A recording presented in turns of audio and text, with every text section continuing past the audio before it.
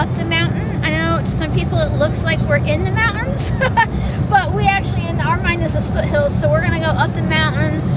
We're gonna go peek around for, I don't know, maybe some mushrooms, maybe just some fresh air, although our air is pretty fresh air, but some fresh air, see what's going around up there, just kind of have a good time. So let's just keep on heading up. It's probably about, what, an hour?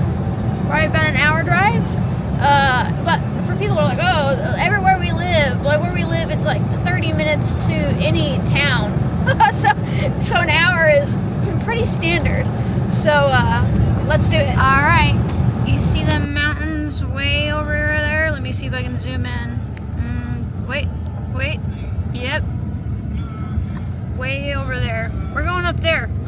That's where we're heading. We gotta go around a bunch of, you know, twisty turns and stuff, but we'll get there.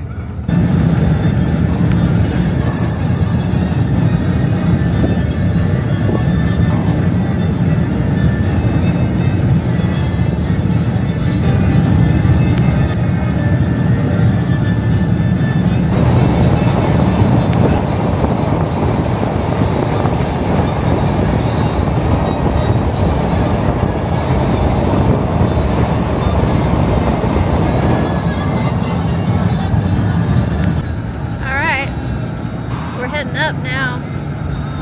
That right over there, that's a cemetery where most of my family is buried. Little middle of the fields. We're from way up on this mountain. We're gonna get up there.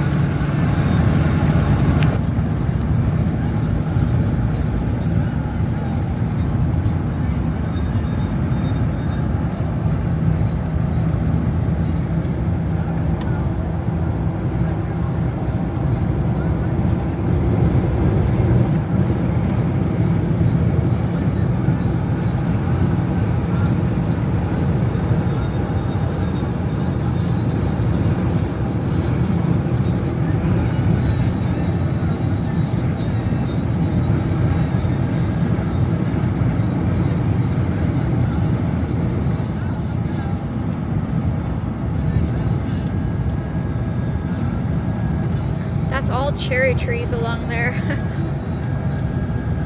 Whole way.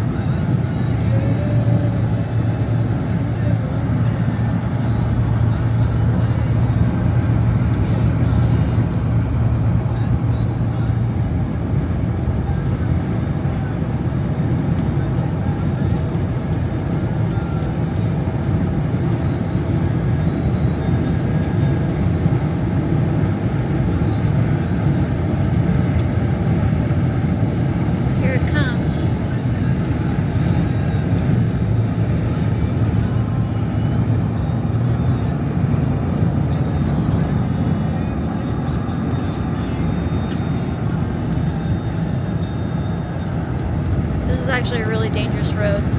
People who aren't from here wreck on it all the time. It might not look like we're going very far up in elevation, but we are. We'll probably, what is it, once we get to the summit, we climb by like 5,000 feet or more.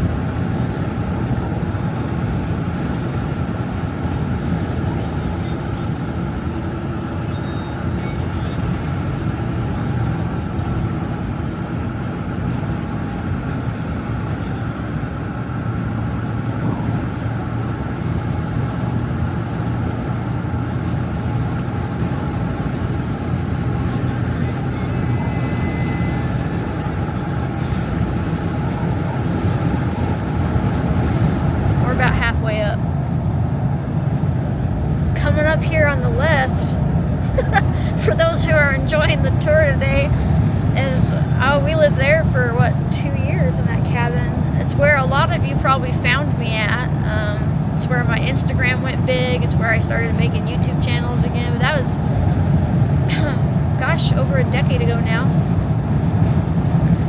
It was actually my sister's cabin that they were in, and we got snowed out and chased off by a logging company of our place, and so we had to live with them for, well, their empty cabin. They weren't there. That's where he's going. He is loaded down. It was like, oh, that cute one for kids. That's gotta be what that little four-wheeler is. There's lots of tourists up here though, because there's like camp spots, and there used to be a ski resort. There's no ski no more. It's still there, it's just no one's operating it.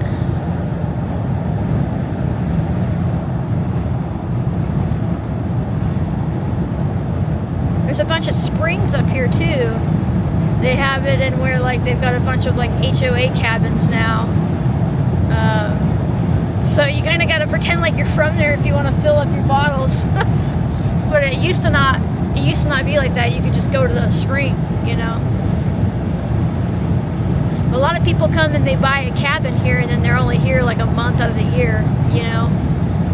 But they do that, and then they don't want anybody around anymore, so they, you know, try to make stuff private and stuff, even though a lot of it's on National Forest land. They like buy a cabin that's on National Forest land. I don't know if you knew you could do that, but the funny thing is, when you own land like that, or you own a house like that, you can't actually tell people that they can't, you know, just be in your yard. You can tell them they can't come in your house, but you don't, the land is still public, and you just have this lease from the government. I would never do that personally, but it might be too cold up here for morels. Maybe. It's like 46 out right now. But I think it was warmer last week, so there could be some. And we've been seeing people pulling them off the mountain for sure. But we're just up here to be up here. We may or may not find anything.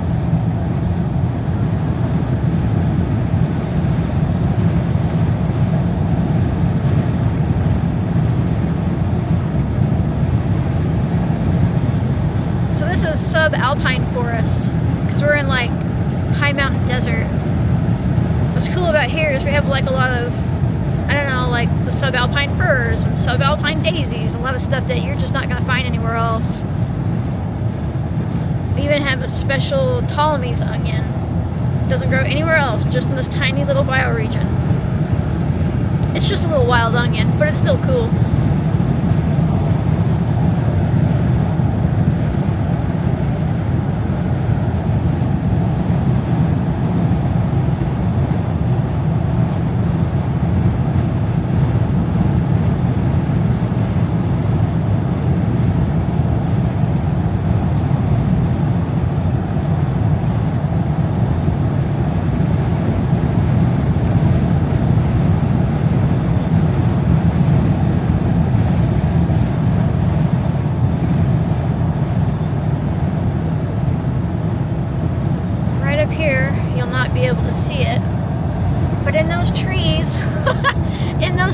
There's a little cabin. We lived in there. We're going further up, way further up. It don't look like much, but give it a second. We're gonna open up out here.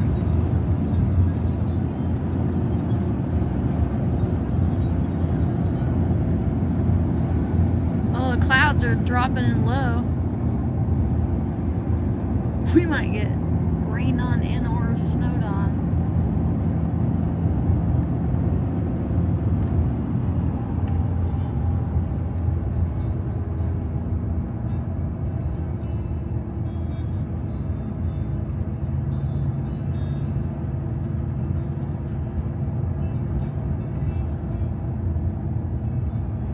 They finally opened this store back up and, well, put gas in. That was a big deal because we're about halfway up, and sometimes you need gas and stuff like that, but I mean, you better believe it's expensive. Somebody before them tried to open up like a boutique type place, which didn't do well for this area, you know.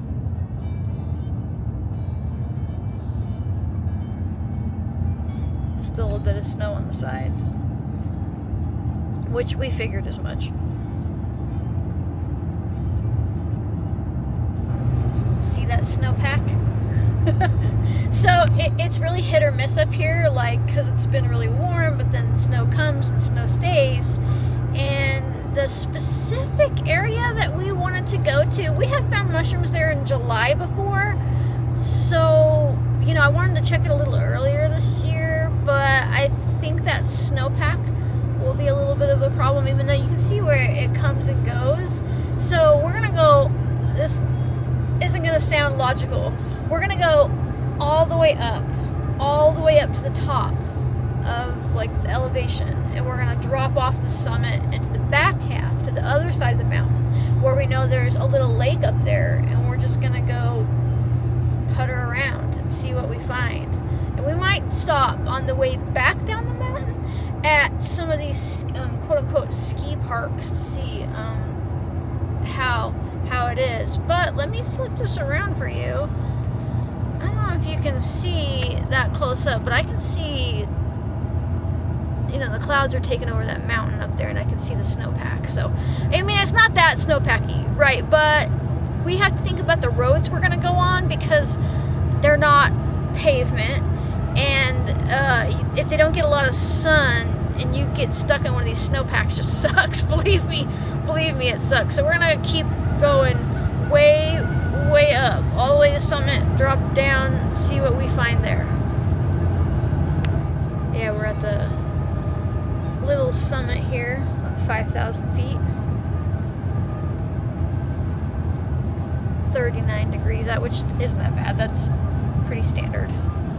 But what's funny is we drop back down, it'll be like 55, 60 degrees. So where I live, I'm in the Blue Mountain Range of Northeast Oregon, and we have a lot of different microclimates because we have so much like different elevation. But also, like, so a bunch of stuff is done for down in the bottom, but up here it hasn't even started yet. You know, like, looking at this, nettle hasn't popped up yet, nothing. So anytime I feel bad because I've missed something early in the season, doesn't matter. I can just come up high and, you know, follow the elevation all the way up, which is why we can also pick morel mushrooms in July if we're, you know, up high enough. But you can see we're going down now, so we're gonna keep on going this way.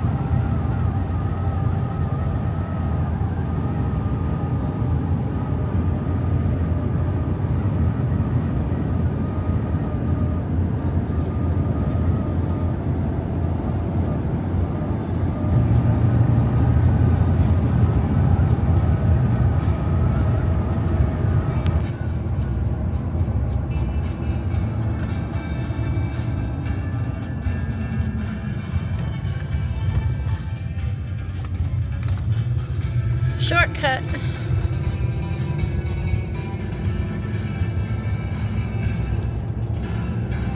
You want to know something funny? One of the things, and it's so random and it's so weird, but one of the things that I've always been super attracted to my husband about over the past 20 years is he knows every little back way that you can imagine. It's such a random thing. But ever since we met, the fact that he knew all the back roads just did something for me, and it continues to. So here we are on a back road.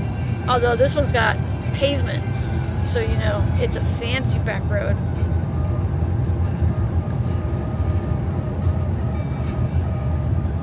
Oh, you can see the clouds are still up on that mountain pretty good.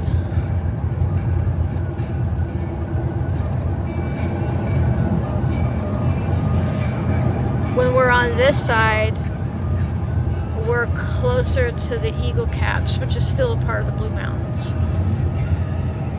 But the big mountains get more jagged and less accessible. But we can worm our way through them when the weather's better.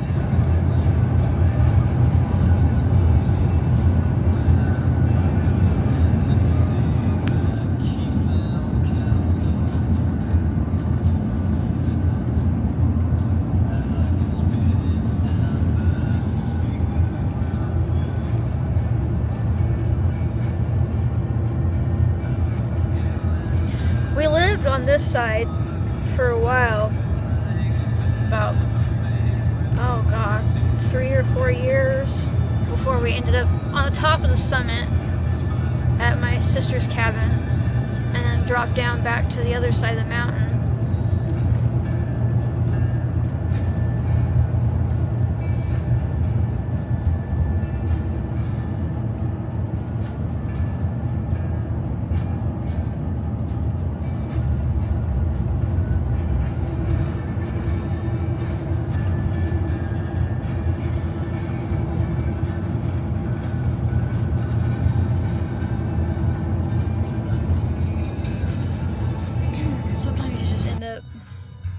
Stuck while they fix whatever the hell they're fixing up there. Or it's a combine or a tractor or something. But that's our waiting for the traffic jam view.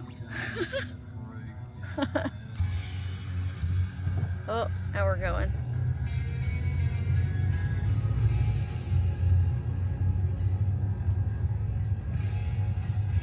Pilot car so we don't get lost in the 1/4 of a mile stretch to the other side. No, it's just so you know we don't slam into the other singular car.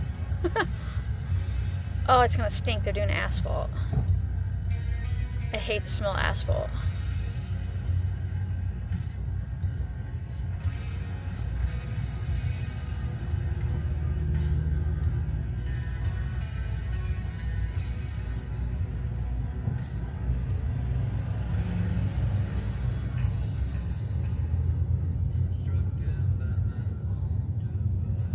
Oh, are they doing it up here too? That's that. Oh, yeah.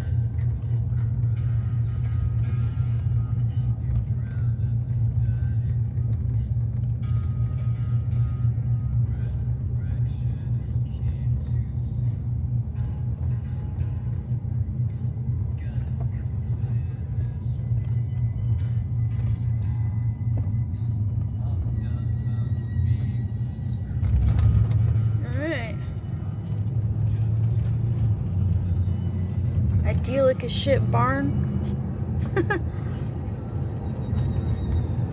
know what's funny is wherever you live somebody might find really beautiful, but I mean I definitely see the beauty, but you don't really realize, like, after you've just always seen it, you don't really realize like the depth of like what is beautiful to somebody, or like idyllic, or like what people romanticize, you know. But and it's definitely beautiful here, but there's also a lot of poverty, even in between like the super fancy houses. So, you know, you'll have like somebody bought up some land and bought a really nice house, and then you'll have something just real sad and tragic a little ways down, you know. And so at some point, because clearly we're stepping into making these videos, at some point I can probably show you the stuff that's not as romantic. And I don't even have to go out of my way to do it. I just have to choose to not turn the camera off between a certain stretch here or there, you know? Anyhow, we're into mint country now. A lot of this is mint. They grow mint here up on the top. And I swear to God, in the summertime, or especially while they're harvesting it, because they do it for the essential oil industry, God, it can make you just like choke and go nauseated and have a horrible headache, because they like partially refine it while they're harvesting it. It's just brutal, but it's not so bad now. But I don't like coming up here when it's that time of year, because it's just pretty rough to smell. But they get good money for it, so they do a lot of alfalfa up here too, but a lot of them swapped out for the mint because they're getting way more money for the crops. We forgot that the goats ripped off one of our windshield wipers. So he's putting that on because he's got a spare. But check this out. We stopped right next to the mint I was talking about, although this is just a little patch. You can see it goes all the way over there. And they take it with literal tons to make all the oil for the industry, you know, toothpaste and crap like that.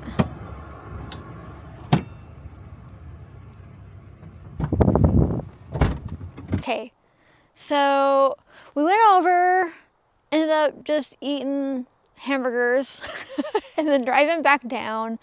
And then this is actually lower on the backside where we came over. And so now we're just gonna putter around and see what's growing. There may or may not be mushrooms here. Everything looks pretty still sleepy, but we'll find out. This is old logging territory.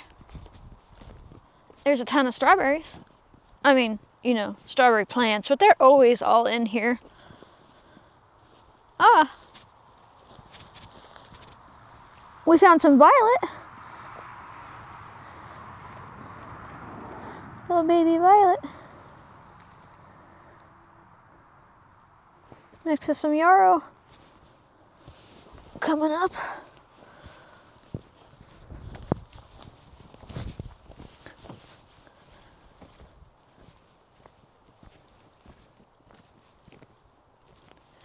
Truthfully, we were going more for a trail type area. Back into here, should probably have my gun on me. We'll find out. Bunch of mullein coming up.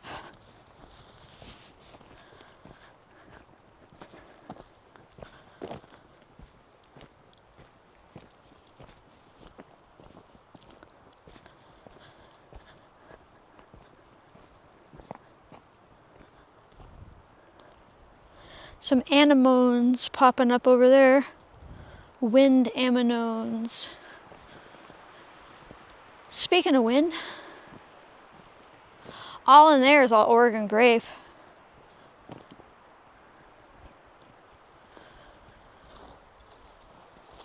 Here's the anemones. I always say I'm wrong. Oh, take my bag.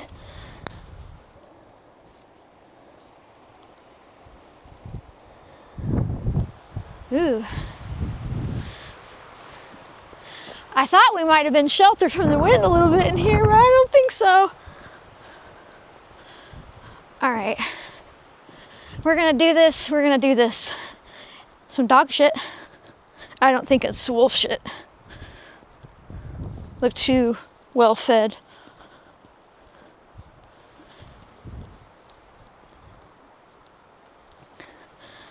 Big patch of yarrow coming in.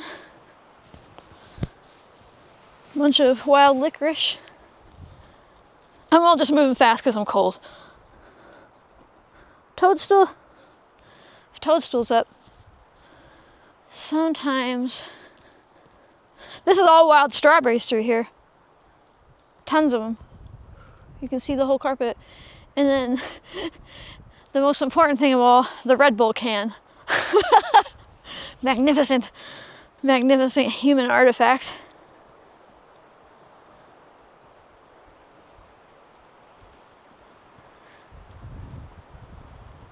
More violets. Baby huckleberries.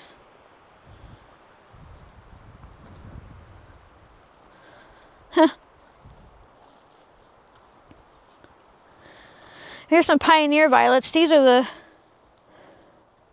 yellow violets, and these are the ones that you don't want to eat because she has too many alkaloids in her and it can make your liver unhappy. So basically every violet is edible except for the yellow ones. And this is a yew tree. And she is buried. But she's probably, you know what's crazy about this little tree right here? She looks all young and like she's dying off actually. This tree right here, probably 100 years old. Maybe 50. They take a long, long, long time to grow. Oh, look at this patch of Oregon grape. It's a big one. Oh, there's a bunch of heartleaf arnica coming too. Look, she doesn't have any blooms yet, but that is heartleaf arnica.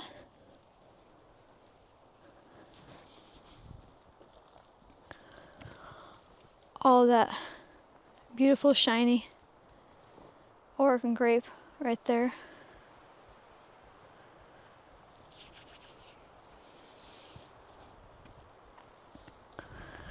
I think it's too early up here for morels. We seen them getting pulled off, but I think they were on the other side of the ridge. The Blue Mountains go a long way, and there are some are higher elevation. But I could be wrong. Could just be the cold making me feel like, go back and put your wool leggings on before you left the house today. It's pretty rich back here though. These are all young huckleberries right here, but they won't produce any berries probably for another 5 years or so, but it's cool to see them here.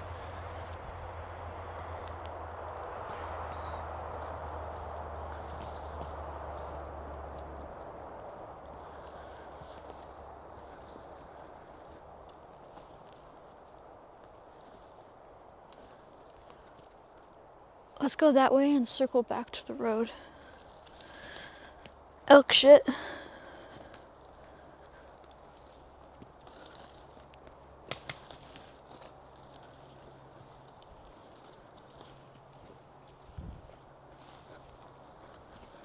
I'm not even seeing any like calf brains or false morels. Just that one toadstool back there.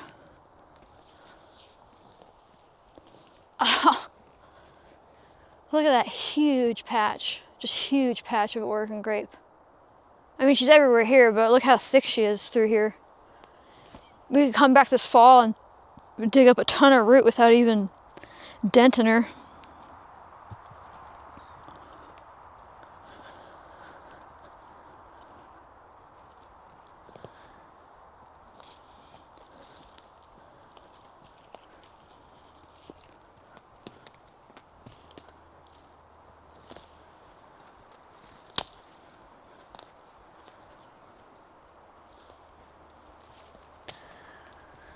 All the Oregon grape you need. Oregon grape isn't even blooming up here yet.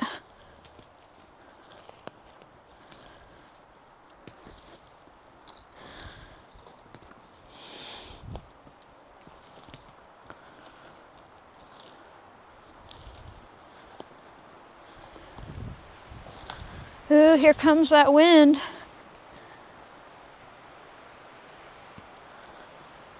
Oh.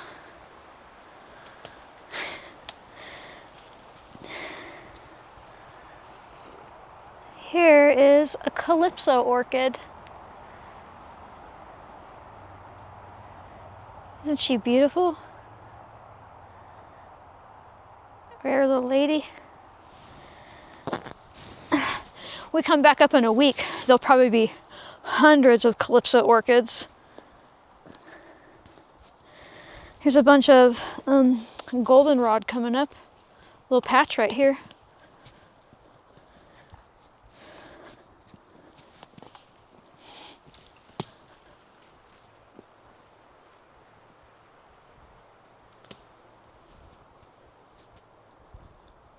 Lady slippers.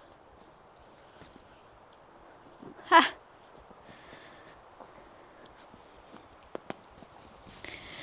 Some more of her, of the calypso orchids. She's just so beautiful.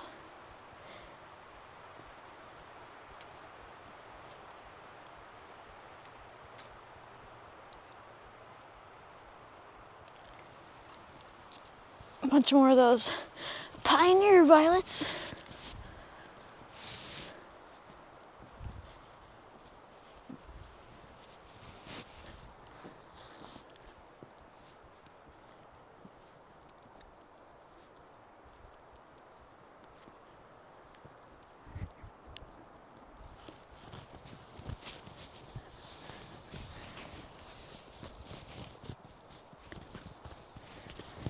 Probably messing this microphone up. I got so many layers on. There. No, I mean it kept getting hit with this, so they probably...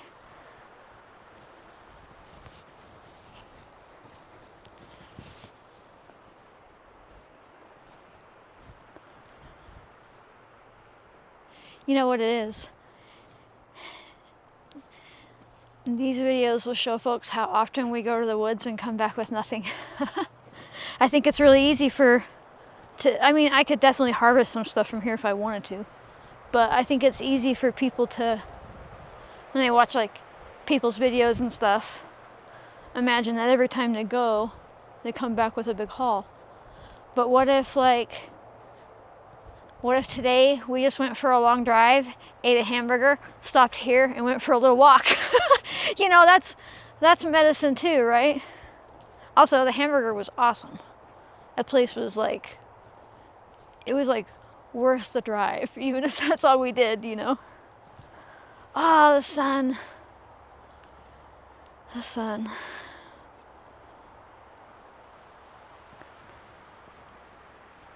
I'm like both ready for the heat and not ready for the heat, you know?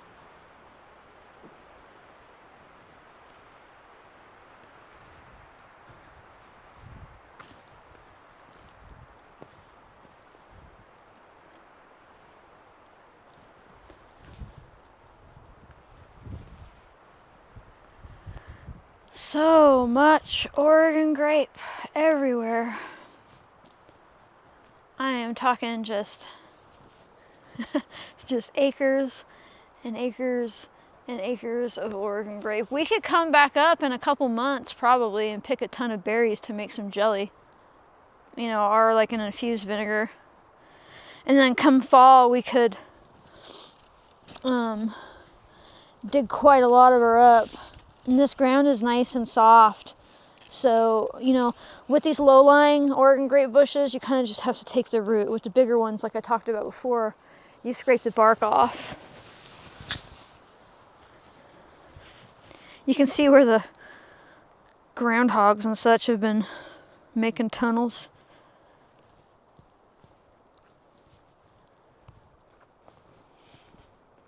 I think there's an opening up above, down that way, around the bend. However, I'm supposed to say it. And that road leads to certain death. No, I don't. It's fine. We've been down here a bunch.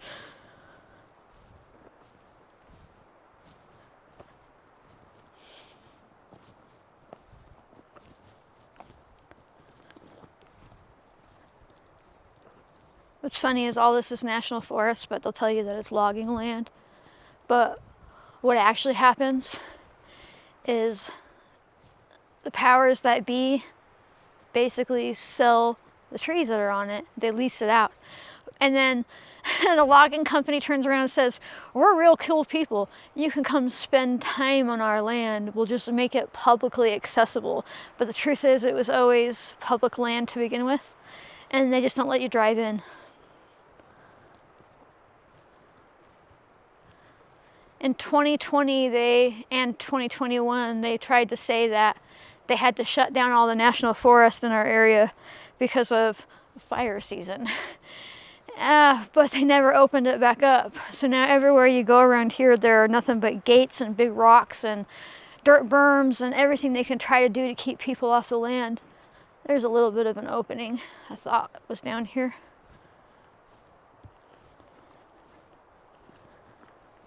And it's a bummer because there are places that, there's another Red Bull can, so we're following somebody's trail.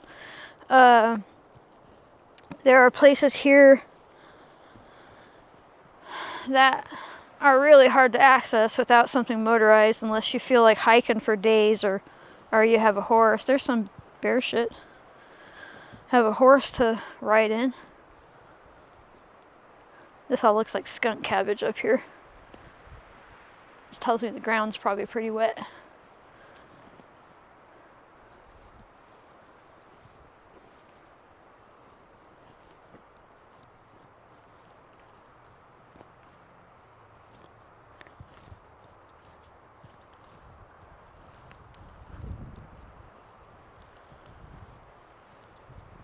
Isn't that pretty though? Almost a fairy ring of her. She's toxic.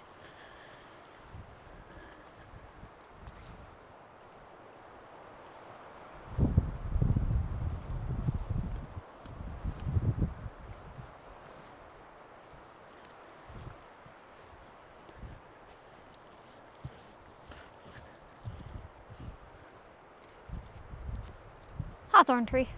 Big old one. She's a big old grandma. Oh, it's a whole little grove. Whole little grove of the black hawthorns. That's cool.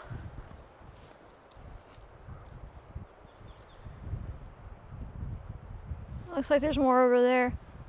It'd be nice to come across like a grove of those wild plums that are up there, you know, down here.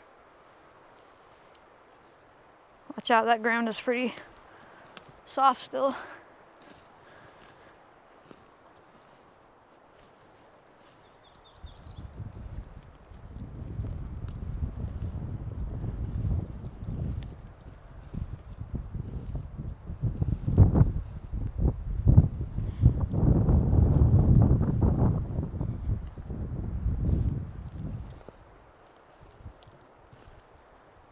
These are bluebells coming up right here.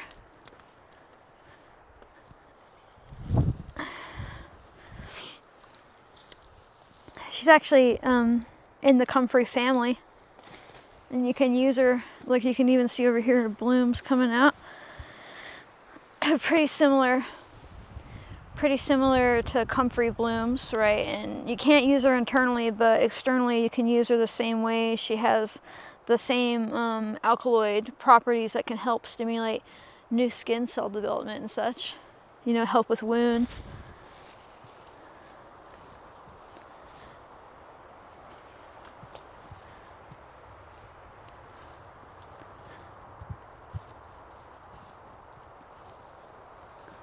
Boy, I tell you, if these wild strawberries got any real amount of fruit on them, they're everywhere up here. You could pick for hours and barely end up with a coffee can full.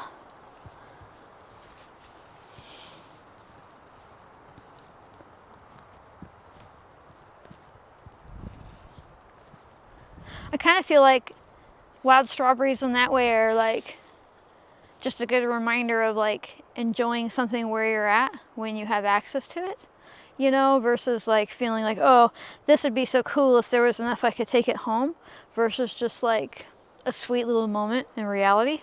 I don't know, something like that comes to my mind when I think about wild strawberries and how people have this kind of transactional relationship with the land where they often don't come out unless they feel like it's worth coming out. That feeling of worth, like, oh, it's not worth my time, right? But ultimately that concept comes down to like, you don't think it's worth just being here, right? Like, it has to be, you're getting something in return, like monetarily, and it's not your fault. It's just been beat into people that way, you know?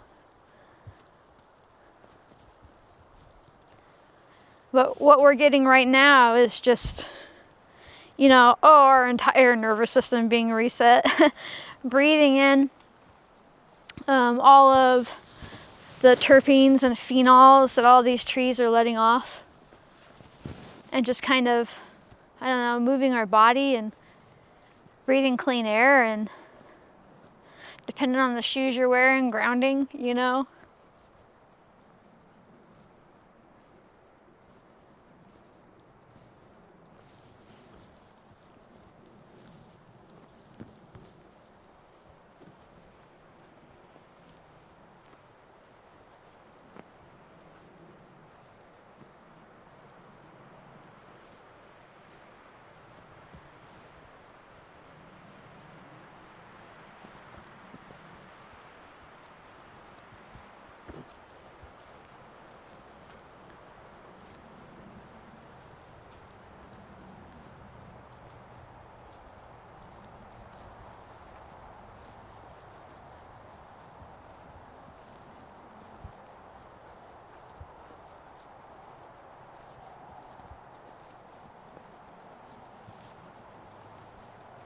Hawthorn tree just trying to take my tall husband's eye out. There's a bunch of her hanging over there. That's kind of cool. Look how she fell over, probably from the snow load. It gets really deep up here. And then she decided to just grow up from there. I just think that's neat. Also, there's a chipmunk telling on us over there. Telling on us for being here. Someone brought a dirt bike down in here.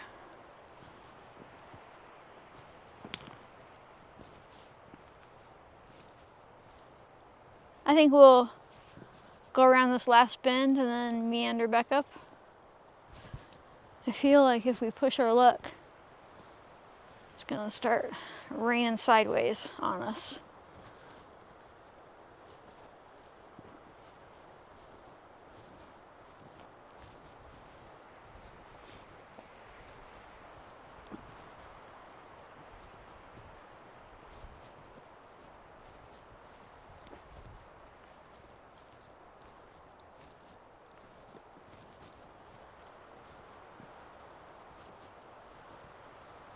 Huh.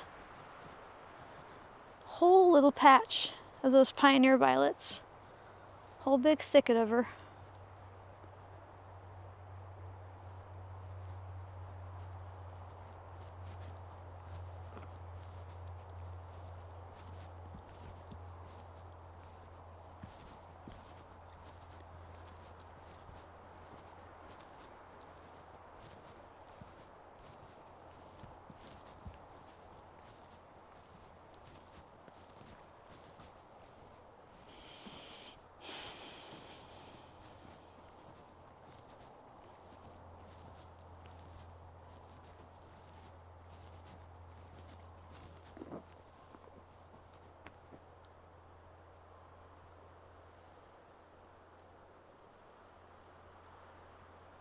Something calling off in the distance. Oh, it's a big old crow, or a raven, I should say. They get real loud up here.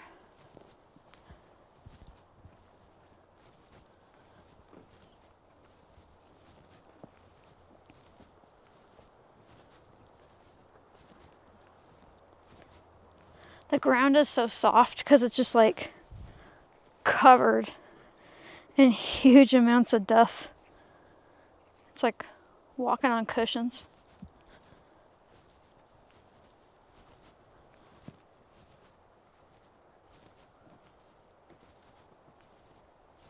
There's another little yew tree.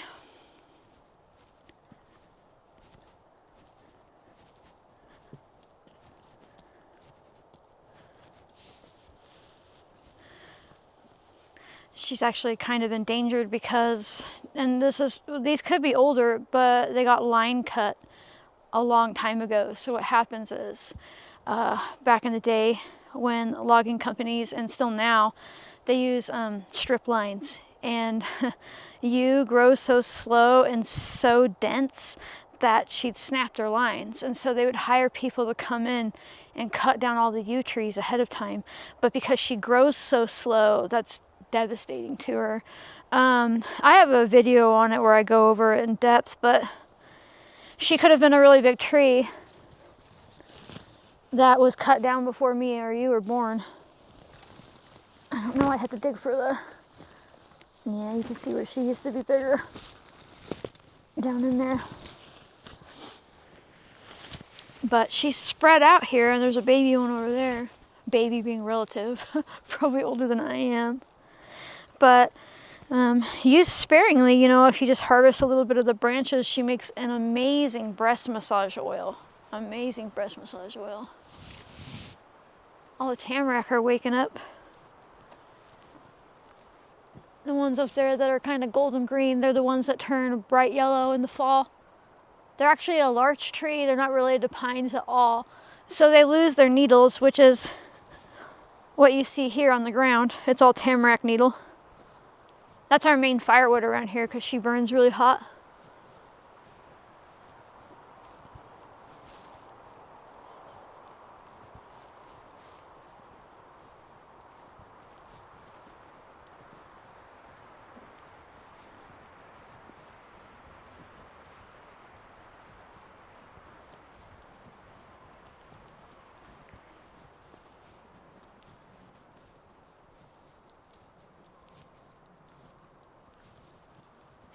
You guys probably can't hear it, but I can hear like a whole family of crows having a discussion pretty far away, or ravens.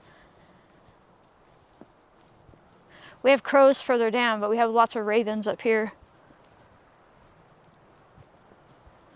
Their calls are just so deep and guttural that they just like, like reverb through the forest. Also, sometimes turkeys will make a sound that creep you out because it doesn't sound real.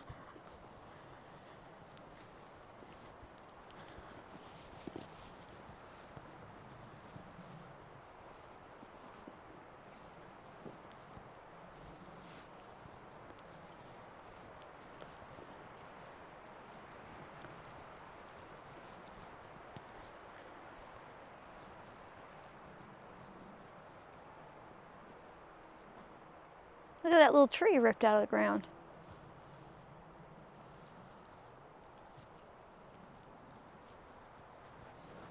Maybe it's a branch.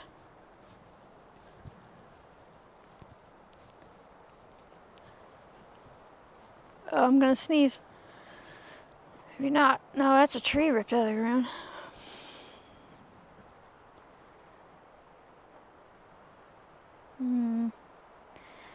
She looks like she got scraped on, but it's the wrong time of year for that.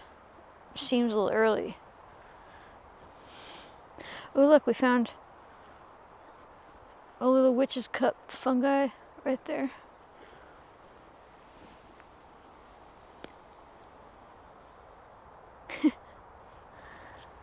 I think I'm going to use the ripped out of the ground tree as my turnaround point. You know, pay attention to little stuff like that. Pay attention. So what's funny is as you start to watch these videos, as I make more of these videos, when you start seeing me nervous about like, what was that sound? Why aren't the birds making sound? Something ripped a tree out of the ground. It's not that I'm afraid, it's that I'm super aware of the land and the fact that nature doesn't really care how much you romanticize her. Wow, look at that nest. You see it? Huge. Huge nest. So I pay attention. I pay attention to sounds and how something makes me feel. And well, a lot of people will like to instantly go to Bigfoot and stuff like that. And I'm not saying I don't believe in that. Part of it is just you shouldn't ignore your gut instincts about things, you know? And you can translate that to your life too, especially all the ladies listening.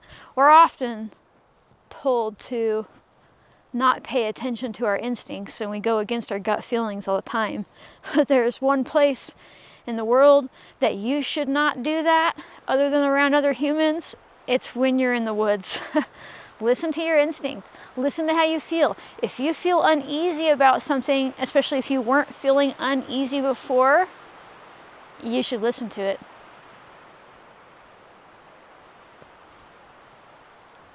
Not that the tree really freaked me out, but I did need to turn around and head back at some point, but still.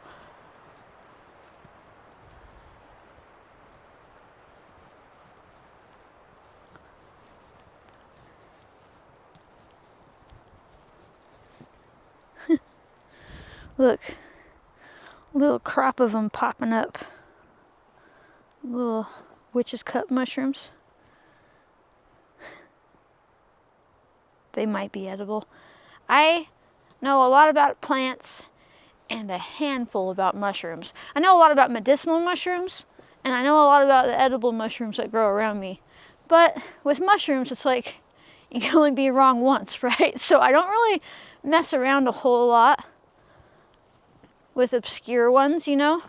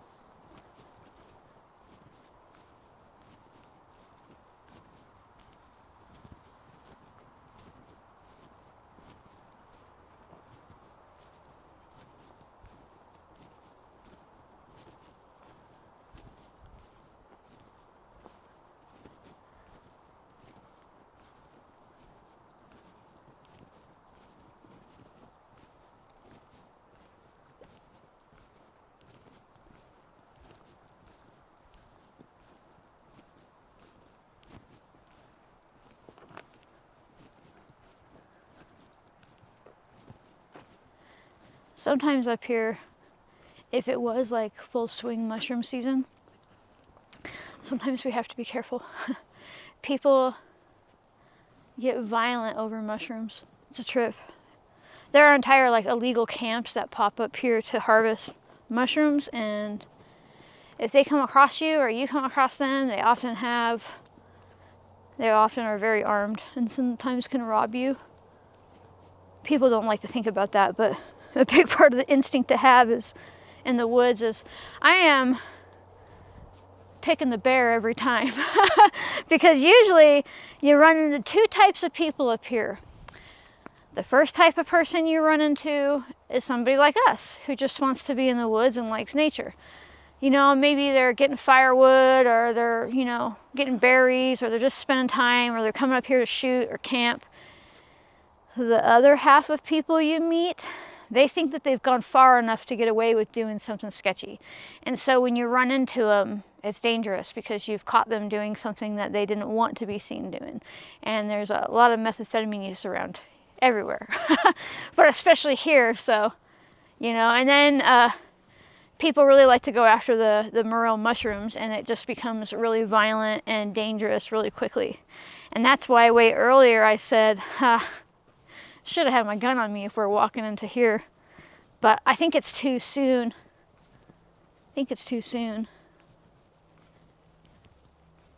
Here, we've already seen one guy pulled down like 100 pounds already, and then quickly got in trouble because he posted it all over social media without having a forest goods permit, you know, to get mushrooms and such of that amount. But he was probably working with an illegal operation.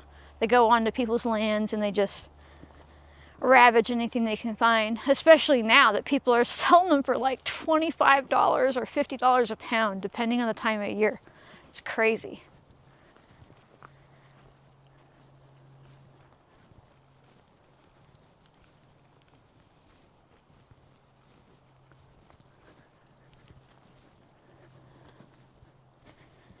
Those Red Bull cans were pretty new though. Oh, he's walking towards something pretty aggressively. Towards the Red Bull can. Picking up the Red Bull can. Yeah. But that Red Bull can that he just picked up, and then there's another one up here. It's pretty new. It didn't overwinter, so that tells me they were up here looking already too. The season's been weird. The season has been weird. You know, it's like really, really hot down low, so a lot of the mushrooms down low are already fried. But still a lot of snowpack up here, which to be fair, some areas we go, there'll be snowpack in certain areas until like June.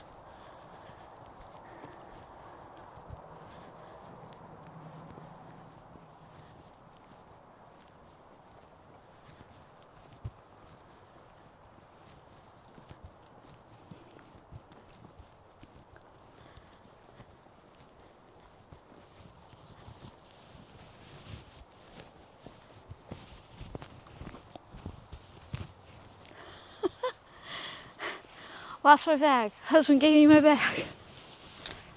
This isn't my normal bag. It's not like heavy enough that it stays on.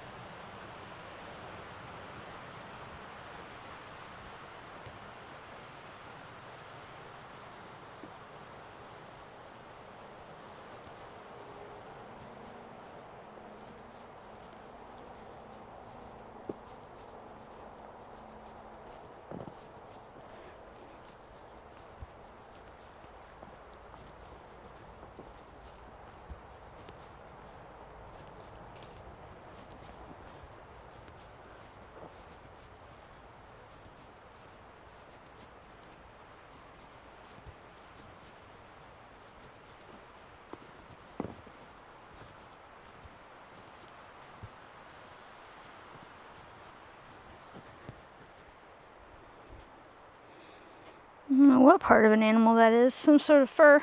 Looks like a rabbit.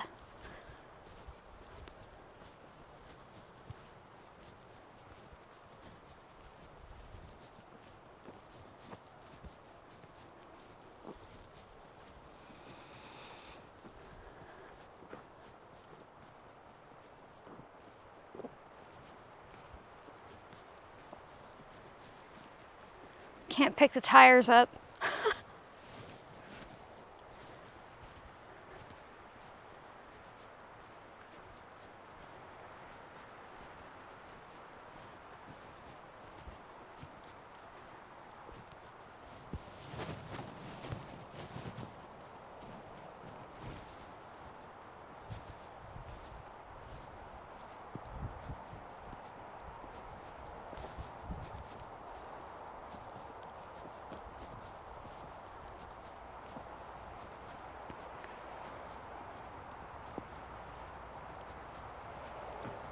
We're getting close.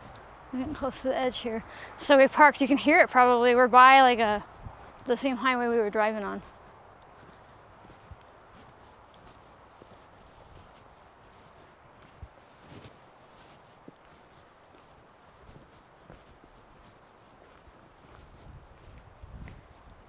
There's a bunch of red clover getting ready to... I'm gonna go grab the other can. Okay, let me flip you around here. This is covered in pollen. Okay, hi. He's gonna go get that can. So down here, let me see if I can show you some red clover coming in. Now, I know a bunch of you in the last video asked me if I could get closer views of the plants. I can, and I can't with the new camera. However, these walks are more about like connecting and just being out here with you. But if you haven't yet, you can literally check out hundreds, and I mean hundreds of videos that I have dedicated to meeting plants in the wild. And in these videos, I talk up close, I show you where she's at, I talk to you where she, you know, talk you through where she grows at and all that kind of stuff. I don't know where he's going. He must be looking for that can in a different direction, or he's getting that piece of metal over there. Either way, I keep track of him because he's my primary protection in the woods. What is it? Oh, it's a stove piece. So, if you like my random videos, even if not every one of them turns out as aesthetic as they could be, this is just real life. We're driving, we're going for a walk, we're picking up Red Bull cans in the woods. You know, if you want to support my capacity to do this stuff and to keep making these videos, consider becoming a member. It's just an easy way to support me. You can literally join for less than $1 a month. And if you can't do that, that's okay, but just make sure that you like, comment, subscribe, turn notifications, and share. Sharing is really important because it helps people realize that they can just get out here. They can just get out here on the land and they don't have to always find something or be successful. They can just go for a walk. That's what we drove a bunch, we went for a walk, we had lunch together. It was a nice day, and then we're gonna head home, and I think I have to do the dishes and then do dinner, right? So thank you so much for joining, folks, and I will see you next time. Bye.